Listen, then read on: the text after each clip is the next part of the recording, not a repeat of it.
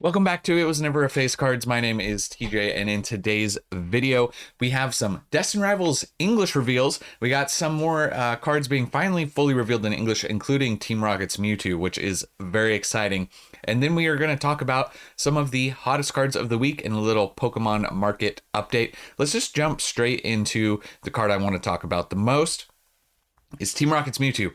We have the English. Obviously, we've seen the art. We know what it looks like, but it's a little bit different when you see it in English. I don't know why it is, but we get to see some of the texturing on this card as well, and the shine and just the finish of it all. It's, we're getting closer and closer every day to the final release of Destin Rivals.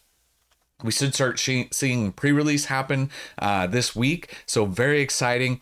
And I am just really stoked for this card and for this set. It's definitely going to be probably my favorite set of the Scarlet and Violet era. It just has a lot that appeals to me. And I know that this card in particular was a little controversial. So let me know in the comments. Take a little bit of time just to look at it and appreciate the art.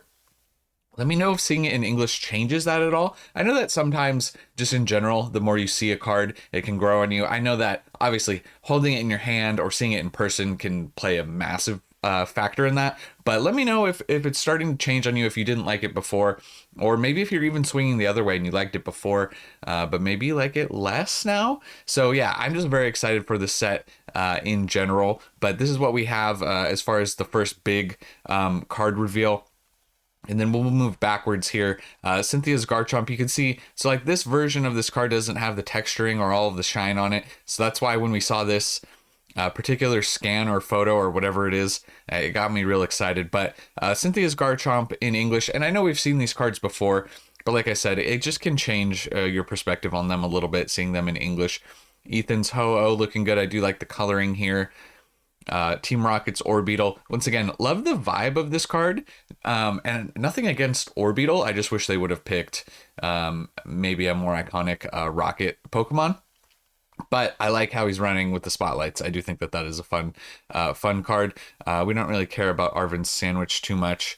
We don't really need to go into these. And then these other cards were previously revealed, but we'll talk about them again real quickly which is turning out to be possibly, for me, a very highly ranked card. I don't know if it's going to end up being like, I don't think it's going to be my number one chase of the set, but just one that's growing on me, and you can see the texturing in this as well.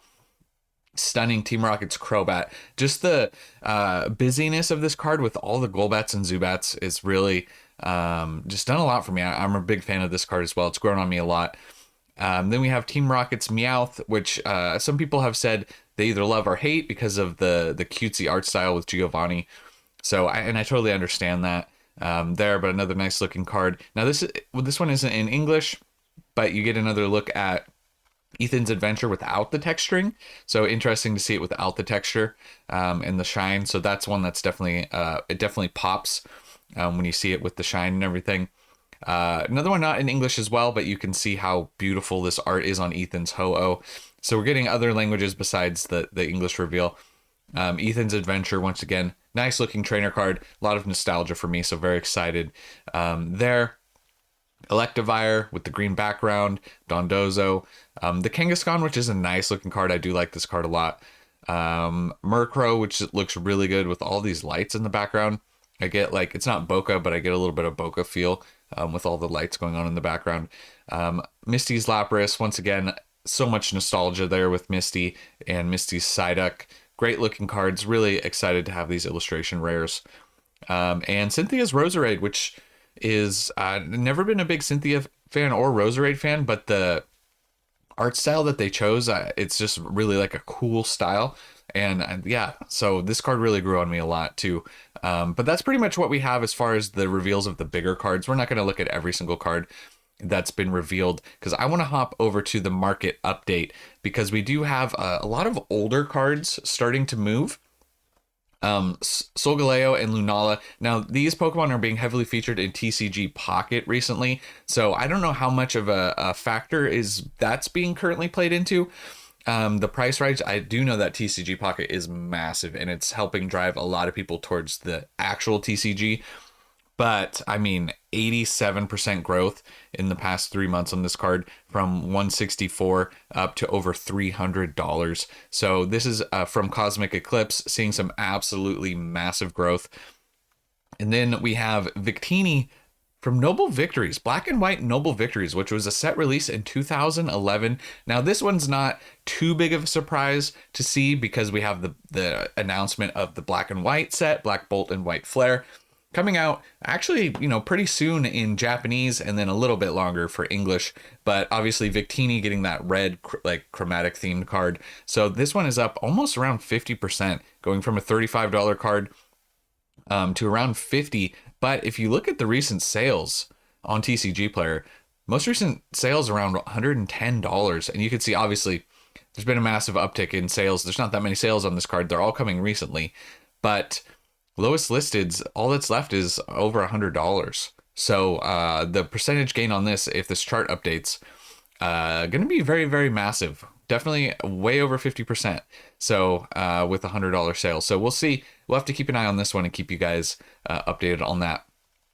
Before we go any further, I did want to talk about the sponsor of today's video, which is Pokelytics. Pokelytics is a great resource when it comes to having a card portfolio. It's very data driven, and you can see right here they do have some specific examples, and we'll talk about the features.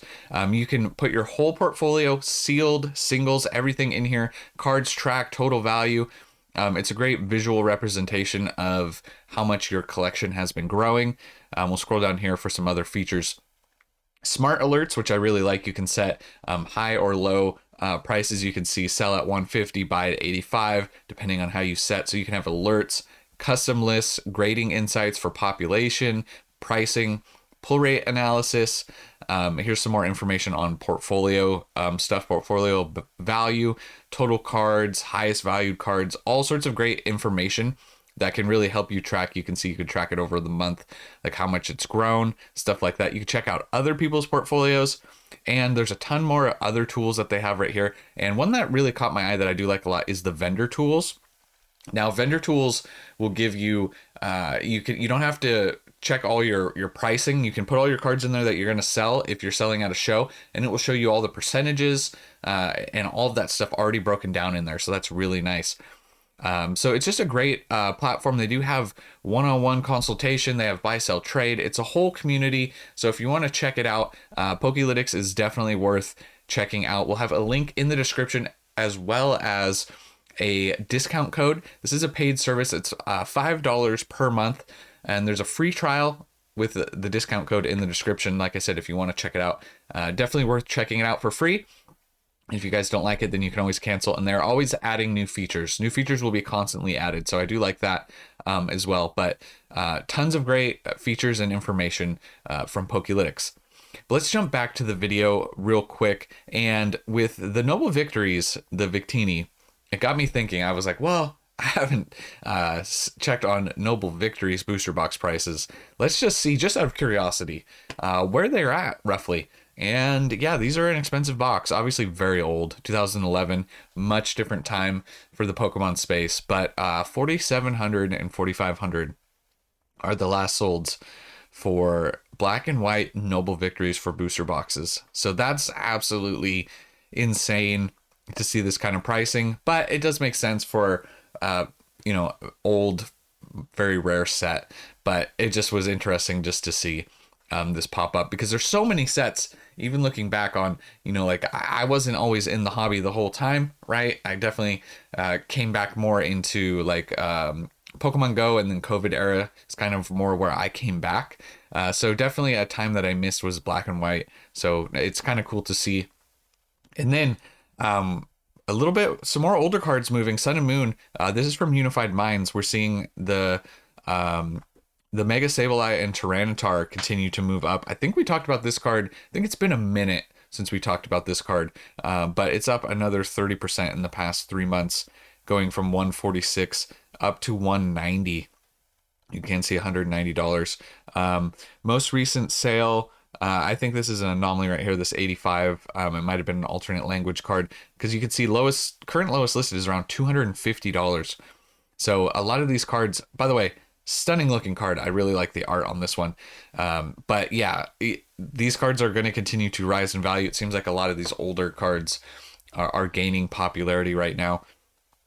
But not just older cards. We do have two cards from Fusion Strike that are getting some attention recently, but keep in mind, you can see the Inteleon is definitely an underrated alternate art from Fusion Strike. Obviously, the booster boxes going insane, being around like 800 plus per box currently, which is wild, and that growth happened quick.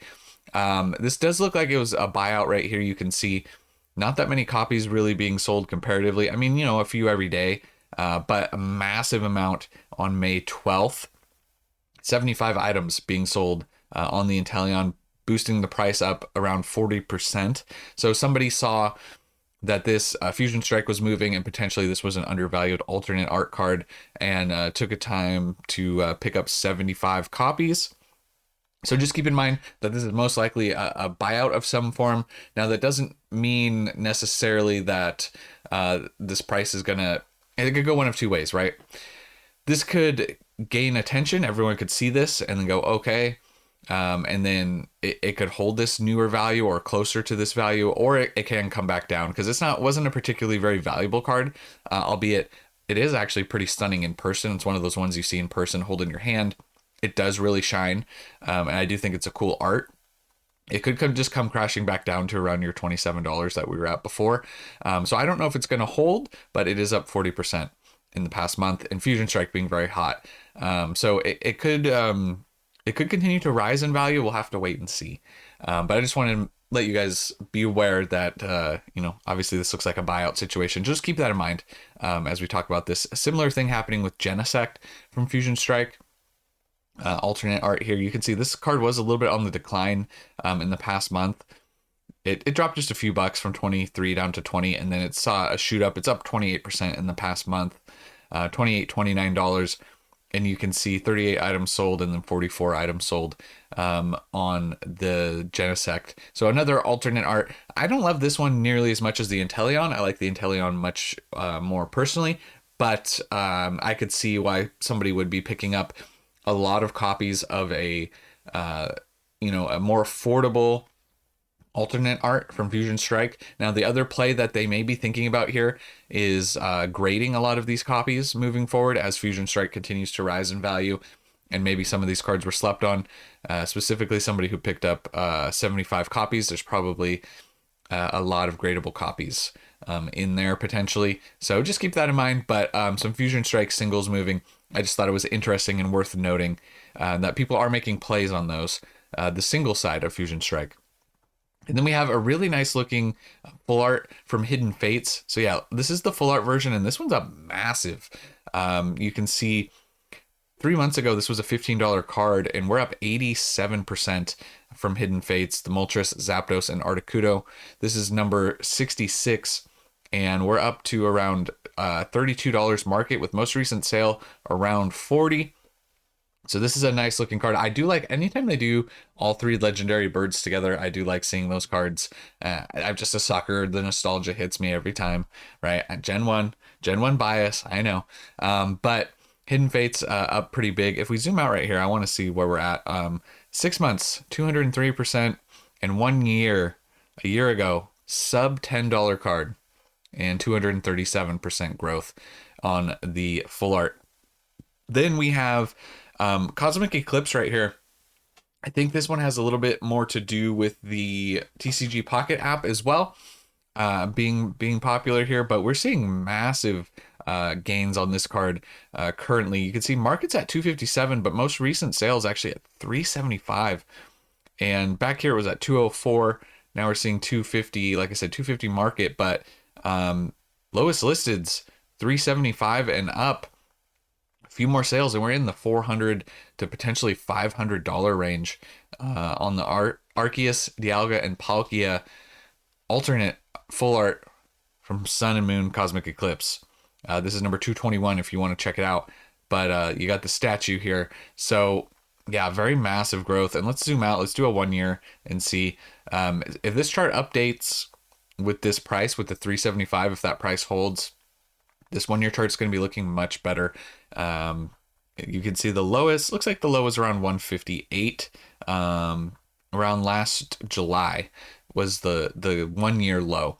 So this card seeing absolutely massive growth. And then few other cards. This one is just a silly card. Not up like insane amounts, but this one's from Unified Minds. It got Slowpoke and Psyduck with the Shelder biting the Psyduck's tail.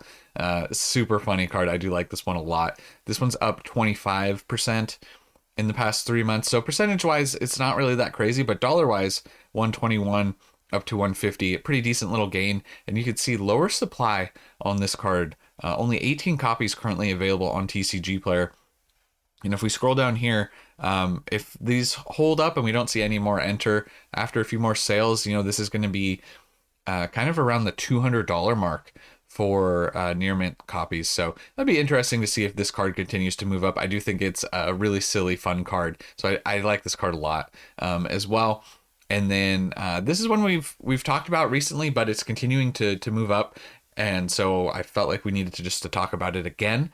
But obviously black and white playing a massive factor here. Cosmic Eclipse, Reshiram, and Zekrom, 46% growth. And it's continued to chug up a little bit recently. I think last time we talked about it, it was here in the 280s. But now we're seeing $300. Once again, low supply. 18 copies available. A very nice looking card from Cosmic Eclipse. And this is one that I would expect to continue to run as we near more black and white stuff. When the Japanese set comes out, and then when we get into the English release as well. So doesn't really surprise me to see this happening at all. Let's look at where we're at with the lowest listeds though, because I do want to see.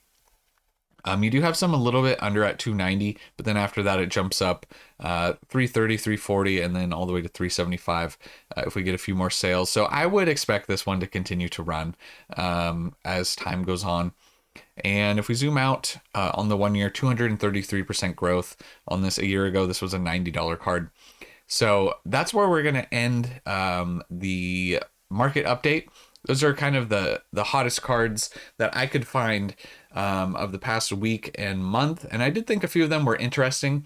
I thought the Fusion Strike thing was a little interesting as far as that goes. Like I said, I don't know how those are going to hold up, right? I'm just making you guys aware of what's moving. I'm just reporting on the movement, okay? And then obviously I like seeing all the Sun and Moon era stuff cards gaining some popularity. Is nice to see. Starting to appreciate those cards more and more every time I see them. The unique, you see the card in general and you know exactly what era it's from, right? So that's very iconic of the time. And they had some really great arts, obviously. And then the Noble Victories was kind of cool to see. Noble Victories booster box there. And then obviously we started the video off with Destin Rivals. So that's a set I'm absolutely excited for. I can't wait to get my hands on some of it. I don't know. I don't really think I'm going to be ripping any Destin Rivals, unfortunately, due to current pricing. But if I can manage to get my hands on some at a reasonable price, maybe that will change in the future. But Destin Rivals definitely looking to be my favorite set of the era, hands down. So I'm very excited. That's all I have for this one, guys. Thank you so much for watching. We'll catch you guys in the next one. And remember, it was never a phase.